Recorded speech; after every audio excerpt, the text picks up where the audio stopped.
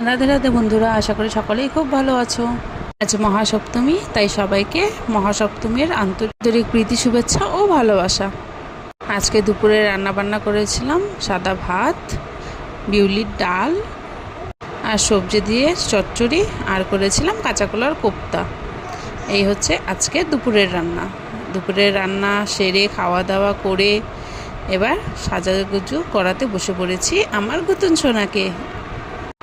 এবার ঘুতুন সোনা যেহেতু রেডি হচ্ছে, তার জন্য আমার সোনামাও সব মেকআপ নিয়ে বসে পড়েছে। এই যে আমার সোনামা সব মেকআপ বের করছিল। এবার যেহেতু আমাদের পাশের বাড়িতে পুজো হয়, সারাদিন সে সেখানেই থাকে, তাই ওকে রেডি করে তারপর আমার ছেলে চলে এসেছিলো, ওকেও রেডি করে দিলাম। ওরা দুজন রেডি হয়ে চলে যাবে পাশের বাড়ি। যেহেতু সেখানে পুজো হচ্ছে, তার জন্য তারা সেখানেই থাকবে। একবারে রাতে খাওয়া দাওয়া করে তারপরে তারা বাড়ি আসে। পুজোর কটা দিন ওটাই ওদের বাড়ি, এই বাড়িতে ওরা থাকেই না। আর এই জামা সোনামা চলে এসেছে, তার নতুন জামা ভারী পছন্দ হয়েছে। এটা তার মিমি তাকে বার্থডেতে গিফট করেছিল।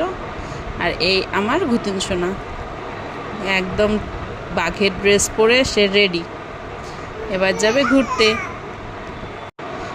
সবাই পুজোতে খুব ভালো মতন ঘুরবে। আর যাদের ছোট বাচ্চা আছে তারা অবশ্যই তাদেরকে দেখে রাখবে। ছোট বাচ্চা নিয়ে যত ভিড়ভাড় এলাকাতে কম যাবে, তত বেশি ভালো হবে। সবাই সুস্থ মতন পূজা কাটাবে। টাটা।